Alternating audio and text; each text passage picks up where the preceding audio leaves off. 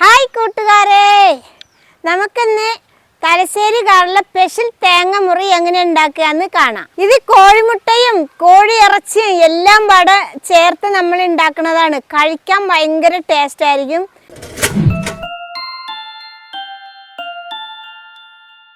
ഞാനിവിടെ എടുത്തിട്ടുള്ളത് 10 മുട്ടയാണ്.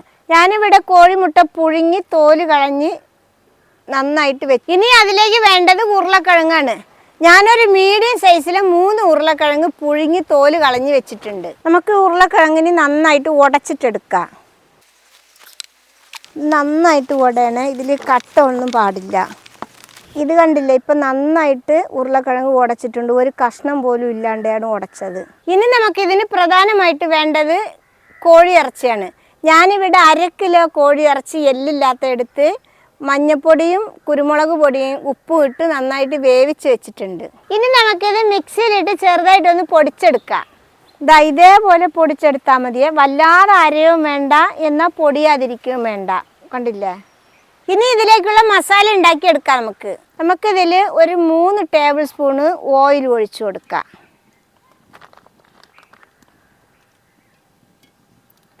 ഞാനിവിടെ 4 മീഡിയം സൈസിലെ ഉള്ളി കുനുകുന അരിഞ്ഞിട്ടുണ്ട്. നമുക്കിതിലിട്ട് ഇളക്കാം.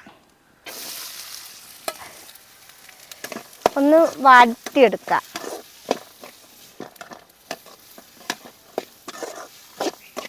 ഉള്ളി വേഗം വെന്ത് വാടി കിട്ടാൻ വേണ്ടിയിട്ട് ചിലർ മൂടി വെക്കും.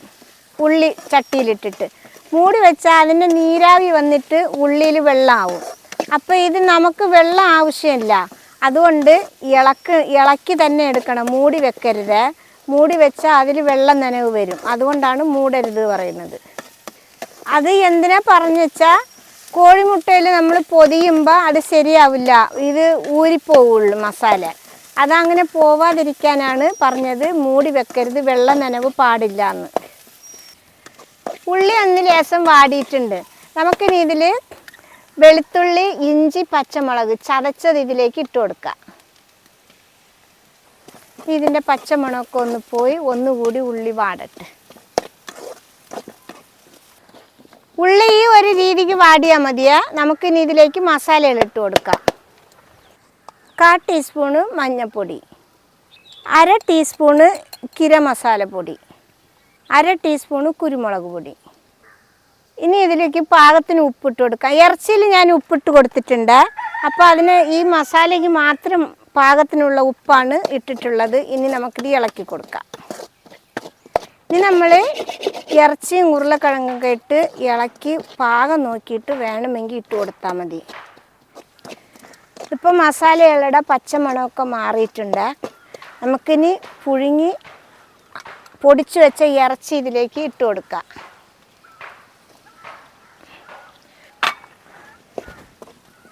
നന്നായിട്ട് മസാലയും പാടെ മിക്സാക്കി കൊടുക്കാം.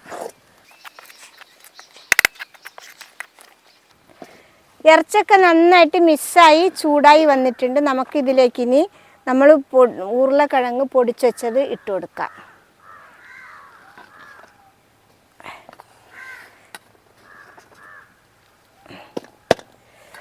നന്നായിട്ട് ഇതും കൂടി മിക്സാക്കി കൊടുക്കാം.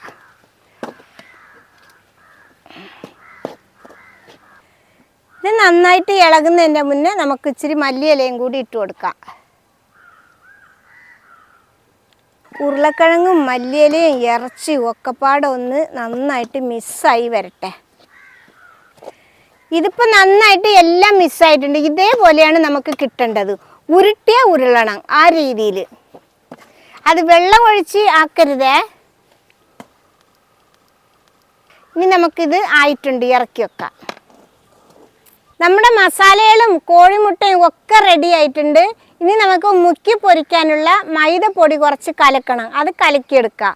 ഇനിയിപ്പോൾ ഞാൻ ഉണ്ടാക്കുന്നത് മൈദപ്പൊടിയിൽ മുക്കിയിട്ടാണ് പൊരിക്കുന്നത്. മുട്ടയിലും മുക്കി പൊരിക്കാം. ഞാനിവിടെ ഒരു 3 ടേബിൾ സ്പൂൺ മൈദപ്പൊടിയാണ് ഇടുന്നത് കേട്ടോ.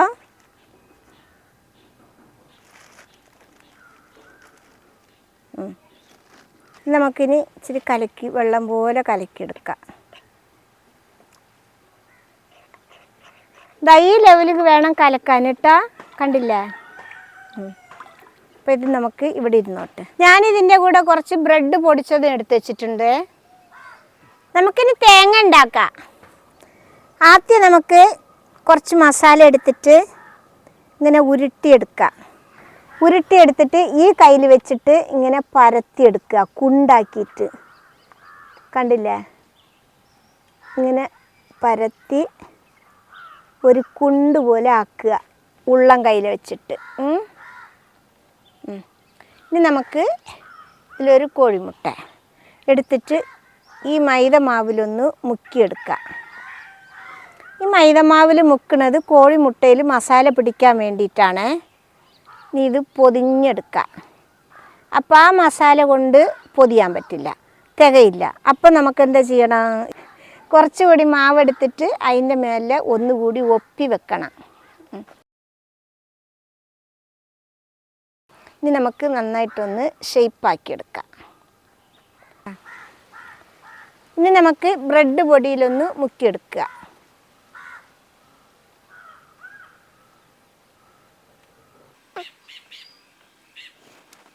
ഇനി നമുക്ക് ഈ മൈദ മാവിൽ ഒന്ന് മുക്കിയെടുക്കാം.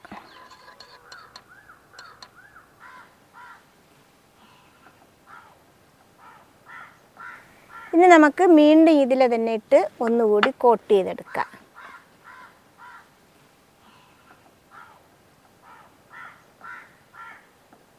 ഇത് നമ്മൾ മുക്കുമ്പോൾ 2 വട്ടം മൈദ കലക്കയിൽ മുക്കുക, 2 വട്ടം ബ്രെഡ് പൊടിയിൽ മുക്കുക. അതേപോലെ തന്നെ മുട്ടയിൽ മുക്കുമ്പോൾ അതേപോലെ 2 വട്ടം മുക്കിയെടുക്കുക.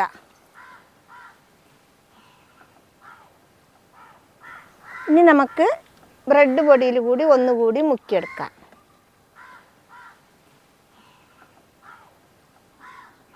ഇനി നമുക്കിത് ഒന്നുകൂടി നല്ല ഷേപ്പാക്കി എടുക്കാം. ഇത് കണ്ടില്ലേ? തേങ്ങയുടെ രൂപത്തിൽ വന്നു. ഇനി നമുക്ക് എല്ലാതും ഇതേപോലെ ആക്കിയെടുക്കാം. 10 മുട്ടയെ നമ്മൾ തേങ്ങയാക്കി എടുത്തിട്ടുണ്ട്. ഇനി നമുക്കിത് പൊരിച്ചെടുക്കാം. എണ്ണ നന്നായിട്ട് ചൂടായിട്ടുണ്ട്. നമുക്കിനി തേങ്ങ പൊരിച്ചെടുക്കാം. ഇത് കണ്ടില്ലേ?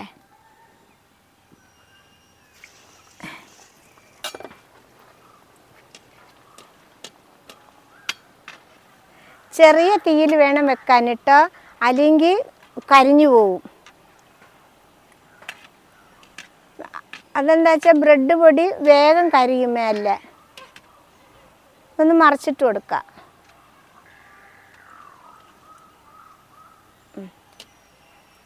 തിരിച്ച് മറിച്ചിട്ട് കൊടുത്ത് നമുക്ക് വേവിച്ച് പൊരിച്ചെടുക്കാം. ഇനി നമുക്ക് ഇത് 4 വശത്തും ഒന്നുപോലെ ആയിട്ടുണ്ട്, നമുക്ക് എടുക്കാം.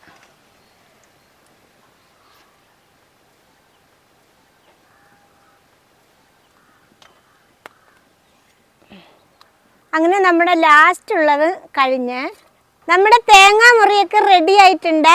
നമുക്കിനി മുറിച്ച് നോക്കാം. മുറിച്ച് നോക്കുമ്പോൾ കാണാനും ഭംഗിയുണ്ടാവും, കഴിക്കാനും ഭയങ്കര ടേസ്റ്റ് ഉണ്ടാവും. ഇനി നമുക്ക് മുറിച്ച് നോക്കാം.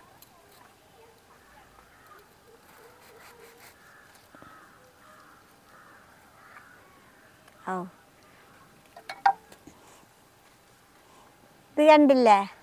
എന്താ ഭംഗി കാണാൻ. ഇതാണ് നമ്മുടെ തേങ്ങാ മുറി ട്ടോ. നോമ്പിനൊക്കെ ഉണ്ടാക്കിയാൽ നല്ല ടേസ്റ്റും രസവും ഉണ്ടാവും. ഇത് കണ്ടില്ലേ മക്കളെ? കാണാൻ എന്താ ഭംഗി. അങ്ങനെ നമ്മുടെ തേങ്ങാ മുറി റെഡി ആയിട്ടുണ്ട്. ഇത് എല്ലാവരും നോമ്പായിട്ട് ഉണ്ടാക്കി നോക്കണം. ഈ നോമ്പിന് സ്പെഷ്യലായിട്ട് എല്ലാവരും ഉണ്ടാക്കണം. ഇത് ഉണ്ടാക്കി നോക്കിയിട്ട് കമൻറ്റ് ചെയ്യണം എല്ലാവരും. ഇഷ്ടപ്പെട്ടാൽ സബ്സ്ക്രൈബ് ചെയ്യുക, ലൈക്ക് ചെയ്യുക, കമൻറ്റ് ചെയ്യുക, ഷെയർ ചെയ്യുക, ഫോളോ ചെയ്യുക.